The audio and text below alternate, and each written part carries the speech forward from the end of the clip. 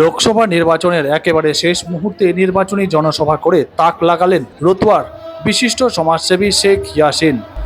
শনিবার উত্তর মালদহের তৃণমূল প্রার্থী প্রসূন বন্দ্যোপাধ্যায়ের সমর্থনে এই নির্বাচনী জনসভা করা হয়। আর এই নির্বাচনী জনসভায় উপচে পড়া ভিড় লক্ষ্য করা যায়। রতুয়া বাস স্ট্যান্ড সংলগ্ন বেসিক প্রাইমারি স্কুল প্রাঙ্গণে এই জনসভায় 10 থেকে 15,000 লোকের সমাগম হয়। এই সভায় প্রধান এবং একমাত্র বক্তা ছিলেন শেখ ইয়াসিন। তিনি বক্তব্য রাখতে গিয়ে জানান, রাজ্যের মুখ্যমন্ত্রী মমতা বন্দ্যোপাধ্যায়ের হাত শক্ত করতে উত্তর মালদহের তৃণমূল প্রার্থী প্রসূন বন্দ্যোপাধ্যায়কে বিপুল ভোটে জয়লাভ করায় রতুয়ার বাসিন্দারা এই আহ্বান জানিয়েছেন তিনি। পাশাপাশি বিজেপির বিরুদ্ধে একরাশ ক্ষোভ উগরে দিয়েছেন। বিজেপি তাকে মিথ্যে মামলায় ফাঁসিয়ে বিজেপিতে যোগদান করেছিল, পরবর্তীতে তিনি সেখান থেকে বেরিয়ে এসেছেন। তবে তিনি এখন বর্তমানে কোন দলের সমর্থক তা স্পষ্ট করে বলেননি।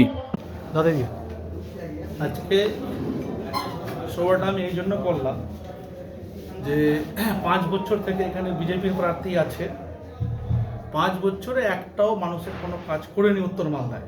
আমার মনে হয়েছে, আমাকে ভালো লেগেছে যে প্রার্থীটা আছে আইপিএস একজন, এবং উনি যদি জিতে যান এখান থেকে উত্তর মালদার মানুষের জন্য অনেক কাজ করবেন।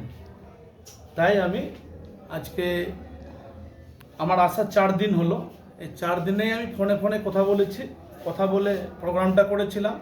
যাই হোক, মাঠটা ছোট হয়ে গেল। আমার একটাই বার্তা, যা বর্তমান পরিস্থিতিটা আছে, মোদী সরকার ভারতবর্ষের কিন্তু সংবিধানটা একেবারে চেঞ্জের দিকে যাচ্ছে।